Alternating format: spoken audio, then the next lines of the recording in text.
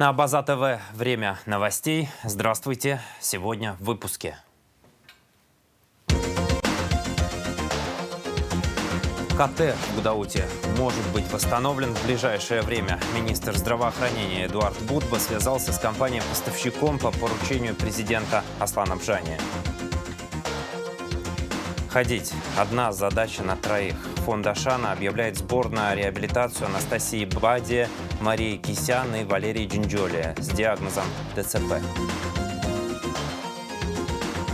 Город не на пустом месте. 3 года на античном городище Гюэнос в Очимчире ведутся совместные археологические раскопки абхазских и российских ученых. Начнем с борьбы с пандемией. Медицинские специалисты Южного военного округа в круглосуточном режиме ведут прием пациентов и лечебно-диагностические мероприятия в мобильном многопрофильном госпитале, развернутом в городе Сухум.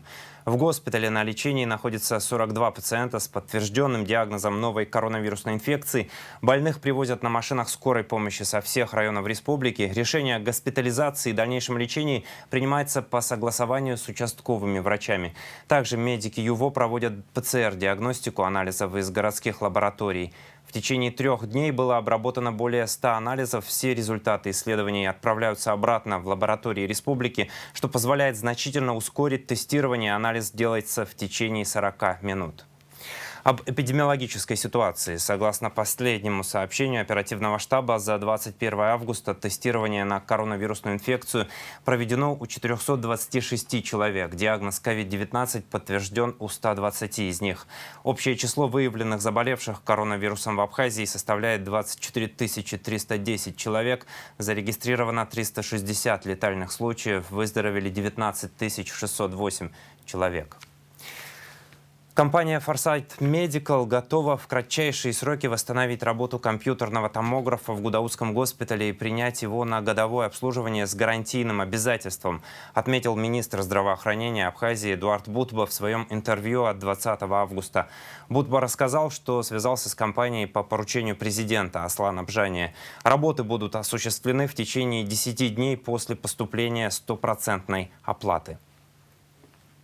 ООО Foresight Medical готова в кратчайшие сроки восстановить работоспособность компьютерного томографа в Гудаутском ковидном госпитале и принять его на годовое техническое обслуживание с гарантийным обязательством сроком на 1 год. Наши коммерческие предложения. Замена высоковольтной части КТ-сканера, в скобках замена рентгеновского излучателя включена, стоимость 3 600 000 рублей. Значит, второе. Годовое ТО с гарантийными обязательствами с подключением модуля удаленного доступа, стоимость 800 000 рублей. Условия отплаты стопроцентная предоплата, сроки в течение 10 календарных дней после поступления оплаты. Значит, хочу расшифровать, как говорится, вот это коммерческое предложение. Я так понимаю, что они готовы уже на следующей неделе приехать в Республику Абхазия, начать монтаж новой трубки и взять на себя все сервисные обязательства, гарантийные по обслуживанию этого компьютерного томографа. То есть в эти 800 000 рублей будет входить, как они написали, подключение модуля удаленного доступа. Что это значит? То есть если у нас будут дополнительные какие-то исследования, которые будут приводить к перегрузу трубки, или теплообменник будет перегреваться, или какие-то обстоятельства, которые будут усугублять работу этого компьютерного томографа, они дистанционно, находясь на своих рабочих местах, могут блокировать эту работу, чтобы он не пришел к сбою. Минздрав Абхазии получит новый реанимобиль и 4 машины скорой помощи. Рассказал накануне в интервью о ситуации с коронавирусом в стране и мощностях медучреждений министр здравоохранения Абхазии Эдуард Бутба. По поручению президента Абхазии Аслана Бжания из средств, выделенных Хазретом Совменом, закуплены 2 линейных автомобиля скорой медицинской помощи. Машины сейчас находятся в стадии комплектования и в течение 10 дней будут доставлены в республику. Еще 2 машины скорой придут в дар Абхазии в результате переговоров Аслана Бжания с депутатом Госдумы Адамом Делимхановым. Кроме того, от мецената Ивана Саввиди Абхазии будет передан реанимобиль класса С Volkswagen Crafter. Это максимальная комплектация реанимобиля.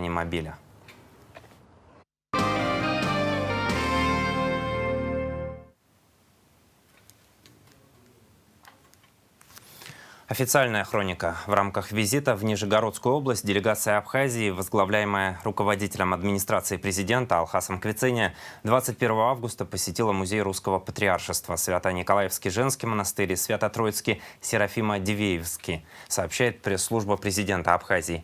В мероприятиях участвует директор департамента по связям с субъектами федерации, парламентом и общественными объединениями МИД России Семен Григорьев. В этот же день члены абхазской делегации побывали в Арзамасском приборостроительном заводе.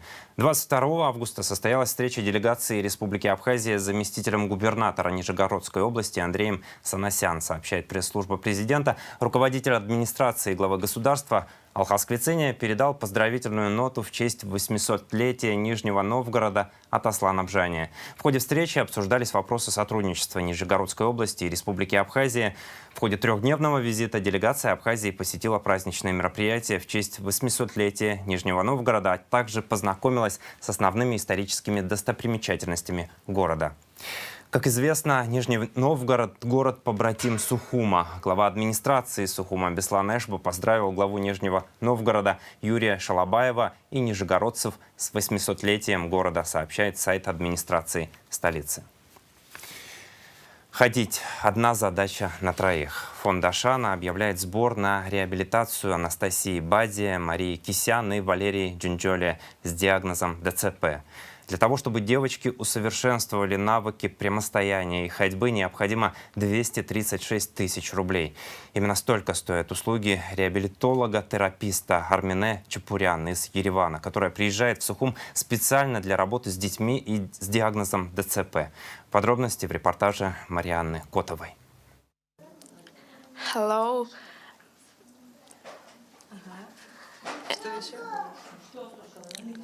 My name Lea. Английский язык, русский, история – любимые предметы у восьмиклассницы Леры Джинджоли. А еще она любит рисовать. Но сейчас, в ближайшие 20 дней, ее задача ежедневно выполнять специальные упражнения с реабилитологом, чтобы усовершенствовать навыки ходьбы. Лера уже довольно неплохо передвигается, хотя в ее возрасте встать на ноги – дело очень непростое. Чем старше, тем тяжелее, чтобы вот все это восстановить, чтобы ходили дети. Ну вот, с Лерой все получилось. И стал ходить. Мы рады. Армине Чапурян 29 лет работает реабилитологом. Прошла многочисленные курсы, в том числе и в Швейцарии. Она занимается с детьми по особой методике. Ее основная задача – поставить ребенка и научить ходить. Судя по отзывам родителей, у нее это отлично получается. Диагноз на ДЦП, детропорез. Также у нас многочисленные проблемы, киста головного мозга, проблемы со зрением. В общем, там весь букет эпилепсии. У нас нету фиксированной стойки, как обычных детей, людей. Она вот подкашивается. То есть после вертикализатора замечаю, что она становится больше. Мы уже практически 2 часа стоим на ногах. Она даже уже сама требует, показывает мне. Вот я хочу, и вот все. Даже перед сном бывает моменты у нее. Она стоит у телевизора, играет, танцует, но стоя это все делает. Ну, главное, чтобы мы, как родители, как народ, который нам может помочь, не отстали и добились дальнейших каких-то результатов. Мария Кисян с нетерпением ждет начала учебного года. Она закончила подготовительные курсы и уже знает все, что необходимо в 1 классе. Но ходить Мария пока не может, хотя перспектива у нее и есть. Об этом говорят результаты пройденных курсов реабилитации, которые видят и специалисты, и мама Марии. Тонус очень расслабилась, в тонусе у нее ножки очень расслабленные сейчас, но очень хорошие у нее успехи. Уже лучше стоять стала, сама держаться, стоять. Она очень любит разговаривать, очень такая болтливая девочка и всегда улыбается, радостная жизни. Проводить реабилитацию разом для 3 девочек в Абхазии гораздо дешевле, говорит сотрудница фонда Ашана Фатима Цвижба, нежели отправлять детей по одному за пределы республики. Кроме того, реабилитолог Армине Чапурян хорошо зарекомендовала себя у нас, и сами родители просят привести именно ее. Чем данная реабилитация отличается от той, которую они могут получить в Абхазии, это то, что Армине занимается с детками по методу боботерапии. Стоимость лечения 235 956 рублей.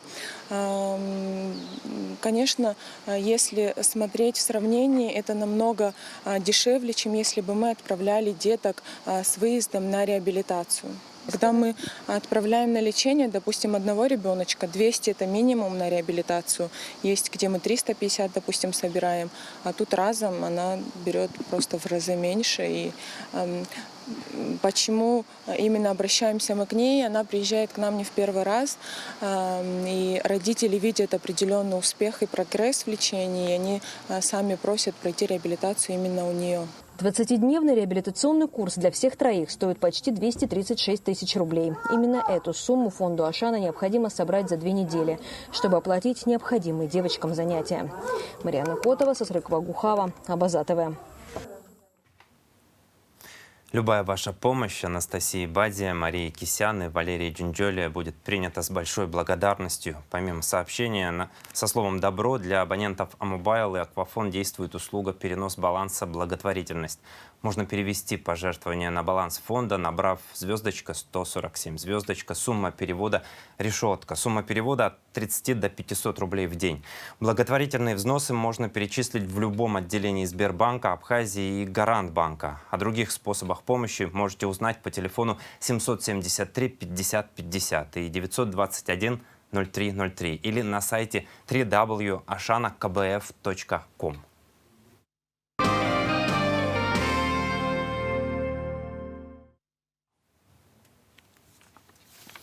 Военнослужащие Абхазии выполнили лазание на скалодроме в рамках подготовки к международному этапу конкурса на звание лучшего высокогорного подразделения «Эльбрусское кольцо» армейских международных игр 2021, сообщает пресс-служба Южного военного округа. Военнослужащие высокогорного подразделения опробовали свои силы на скалодроме высотой около 20 метров. В конкурсе принимают участие более 90 военнослужащих в составе 9 команд военных альпинистов из России, Китая, Пакистана, Казахстана, Армении, Абхазии, Южной Осетии, Узбекистана и Индии.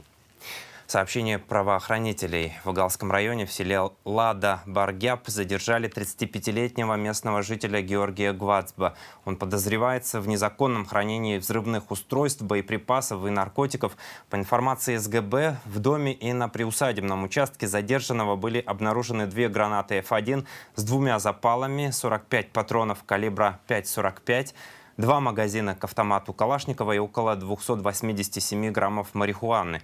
По оценке экспертов, все изъятые взрывные устройства и боеприпасы в рабочем состоянии. Сейчас Гвацба выдворен в ВВС. Прокуратура Галского района возбудила уголовное дело.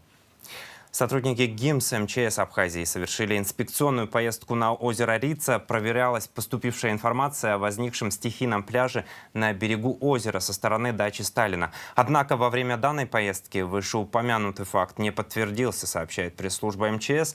На территории Рицинского национального реликтового парка установлены стенды, где размещена информация о запрете купания в озере и штрафах за нарушение данного ограничения. Помимо этого, сотрудники ГИМС проверили наличие спасательных жилетов у туристов, плавающих по озеру на маломерных судах, в частности на катамаранах. Владельцам катамаранов было настоятельно рекомендовано строго следить и устранять подобные нарушения во избежание чрезвычайных ситуаций с непредсказуемыми последствиями для безопасности самих же туристов. В Абхазии подорожал сжиженный газ. С сегодняшнего дня один баллон стоит не 680 рублей, а 1000. Об этом «Спутник Абхазия» сообщил председатель компании «Абхазтоп» Рамаз Джопо. По его словам, закупочная цена баллона, включая транспортировку и прочие траты, обходилась в 1100 рублей, но получилось снизить стоимость. Кроме повышения цен, есть и другие проблемы. Как рассказал Джопо, газ в Абхазии стал заканчиваться быстрее, чем предполагалось из-за наплыва туристов. Больше всего расходуют Сухум, Пицунда и Гагра. Курортный сезон сказывается и на транспортировке газа через границу. Иногда, чтобы завести 3 вагона, необходимо ждать месяц. Цены на газ в Абхазии устанавливаются кабинетом министров. Однако, как сообщили в пресс-службе правительства, решение о повышении цены на сжиженный газ в Абхазии еще не принимали. Город не на пустом месте. Уже 3 года подряд в Ачимчире на античном городище Гюэнос ведутся совместные археологические раскопки абхазских и российских ученых. В этом году группа исследователей сделала уникальную находку. Ученые обнаружили свинцовый саркофаг, относящийся к 5-6 векам нашей эры. Слово Элеоноре Гилаян. Греческий полис Гюэнос, древнейший известный науке город на территории современной Абхазии, находился в районе современного черноморского порта Ачимчира. Гюэнес возник в первой половине VI века до нашей эры, но вскоре после расцвета в IV веке до нашей эры жизнь полиса внезапно прервалась. Исходя из археологических данных, ученые предполагают, что внезапное запустение связано с появлением здесь меотских конных отрядов из Прикубания, разрушивших поселение. На античном городище Гюэнес в Очимчире проделан большой объем сложной работы. Мощность культурного слоя составляет более 5 метров, рассказывает Александр Скаков, заместитель директора Института востоковедения РАН. Первый итог. То, что мы вышли на слой античный, именно на слой, когда был Гюэнес, который очень сильно насыщен античной керамикой, и ее процент очень большой. Ну, соотношение керамики местной, керамики античной очень большое соотношение в пользу античной керамики. Понимаете, что даже приехавшись сюда греки, колонисты, они все равно брали местные горшки. Зачем им было везти горшки из Греции? Для чего? И все равно очень большой процент получается. Около 10%. А ниже пошел слой до античный. И между слоем античным и доантичным нет уровня угля, войны, что-то такого-то. То есть приехали греки, и был симбиоз местного населения и греков. Не было конфликта никакого у них. Это очень важный вывод. Эта экспедиция организована совместно Институтом археологии и востоковедения РАН, Абхазским государственным музеем и Абхазским институтом гуманитарных исследований. Руководители Александр Скаков и Аркадий Джопуа. Экспедиция проводит работы с 2002 года. За это время раскопки проходили в Гудаутском, Тхорчалском и Очимчирском районах. Этот год отличился открытием. Ученые обнаружили саркофаг. В этом году, конечно, наш юбилей мы отметили именно очень хорошей находкой. Находка там, конечно же, в древнем городище Гюэнес бывали разные находки хорошие, но в этом году, конечно, уникальная вещь мы нашли. Это саркофаг. Самые главные саркофаги еще в Абхазии были найдены. У нас в музее есть мраморные саркофаги, каменные, есть и медные саркофаги, а это у нас свинцовый саркофаг, что не часто в Абхазии это первый случай, а вообще не часто встречаются эти свинцовые саркофаги.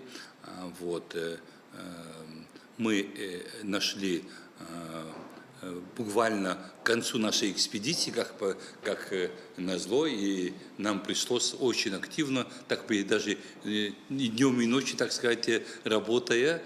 И я думаю, что наши коллеги очень активно поработали, и мы все сделали первоначальный этап, то есть изъять из земли с описанием, как положено, и на данном этапе, первый этап это сделано, его мы поставили в надежном месте. Я думаю, что мы должны пригласить специалистов, специалисты те, которые работают. Первым долго надо подумать о том, обезопасить себя и окружающих, потому что мы не знаем, от чего умер этот самый покойник. Самое главное это то, что после приглашения специалистов, конечно же, саркофаг надо будет изучить. Внешнюю сторону мы осмотрели, но его надо будет почистить. Нет, не открывали. Но нижняя часть отвалилась, и вот там, оттуда кости уже видны.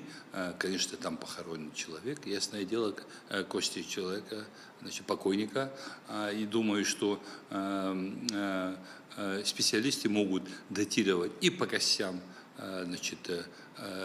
датировку точную, более точную, скажем, но что саркофаг датируется 5-6 веком, в этом сомнений нет, потому что он похоронен именно в этом храме, в придворе храма, так что там сомнений абсолютно нет. Это уникальная охотка. Это первая охотка в Абхазии, не только в Абхазии, На всем восточном береге Черного моря первая находка. В Грузии таких нету. У нас, там, в Кубани тоже таких нету. Вот. Такие есть, похоже, есть, по слухам, информация, есть в Малой Азии, в Турции. Я буду еще это выяснять, все это, разумеется. Это тема для наших дальнейших работ с Аркадием Ивановичем. Вот. Но это уникальная охота для Абхазии. И мы его изъяли целиком, этот саркофаг. Мы его целиком изъяли, и он находится в музее.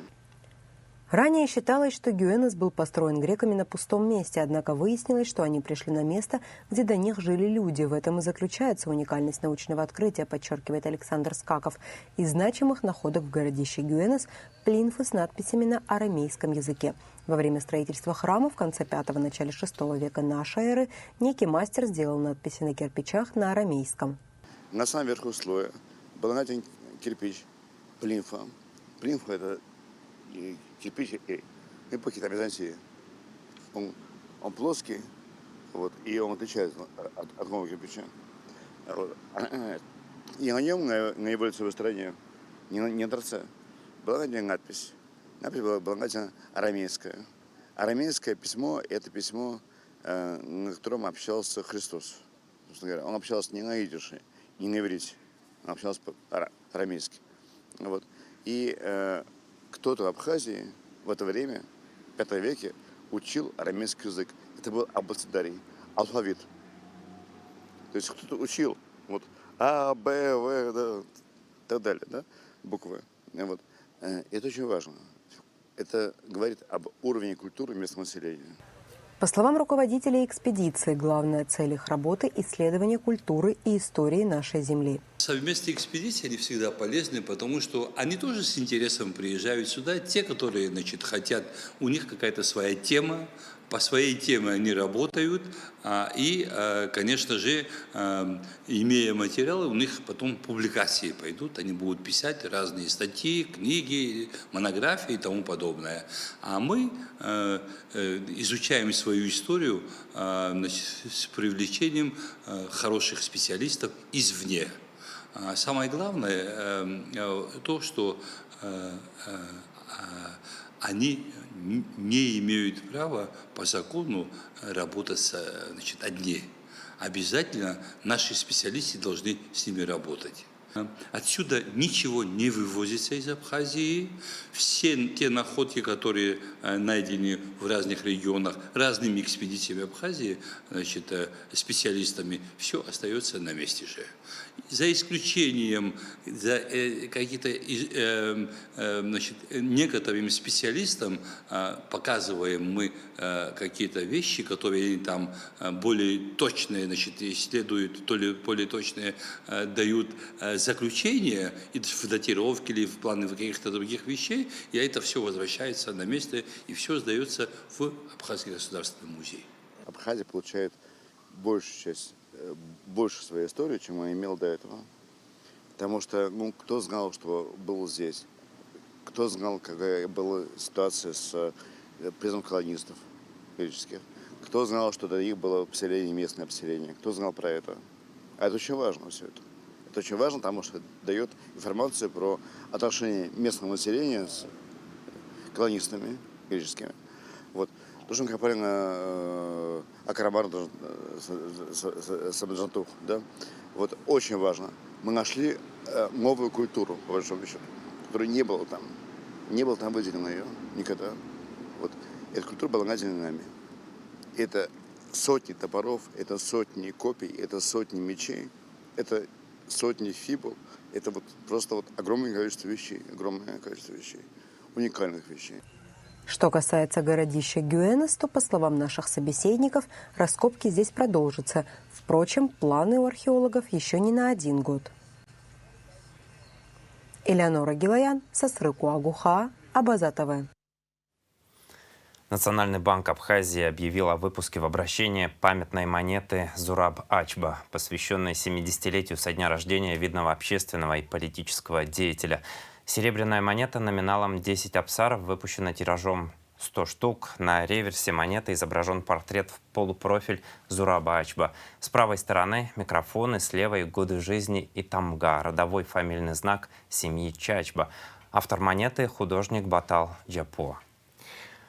Абхазский художник Кадер Тванба разрисовал 9-этажный дом в Ульяновске, где в 3-й раз прошел стрит-арт-фестиваль «Контур». Уличные художники вновь собрались в городе, чтобы вместе преобразить его, сделав немного ярче. В 2021-м география проекта расширилась. Авторами граффити выступили художники из Ульяновска, Санкт-Петербурга, Ижевска, а также Сухума. В этом году «Контур» стал частью 10-го международного архитектурного фестиваля «Экоберег», поэтому тема экологии красной нитью прошла сквозь все мероприятия фестиваля. В доме 11А по улице Стасова в Ульяновске работал абхазский художник Кадер Тванба. Я люблю работать с яркими цветами. Культура Абхазии, ее танцы, песни очень ритмичные. Я передаю эту ритмичность на рисунках яркими красками. Они несут особую энергию, поэтому и мурал для «Контура» получился таким ярким. Я с удовольствием работал над ним без малого неделю. Уличное искусство нужно всегда, потому что оно легче находит своего зрителя, чем в галереях. Оно оказывается ближе к людям и, по моему опыту, собирает меньше негативных отзывов, поделился Кадер Тванба. Спорт. 22 августа в городе Сухум прошел ежегодный открытый республиканский турнир по волейболу среди мужских команд, приуроченный ко дню признания независимости Республики Абхазия. В турнире приняли участие 4 команды из Сухума, села Члоу Ачумчирского района и села Ачандара Гудаутского района. По итогам турнира первое место заняла команда города Сухум, второе у команды из села Члоу, третье место у сухумской команды «Спартак». Внимание! Воды не будет. Водоканал столицы сообщает, в связи с ремонтом 24 августа с 0 до 19 часов будет прекращена подача питьевой воды в районах города. Улица Адыгейская, вокзал, ВМ, центр города, рынок. Сейчас о погоде в республике.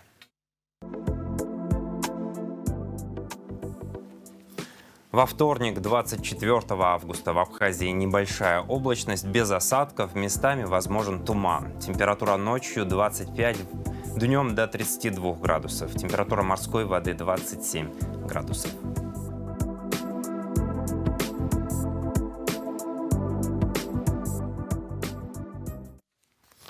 На этом выпуск завершен. За развитием событий следите вместе с нами. До встречи в эфире.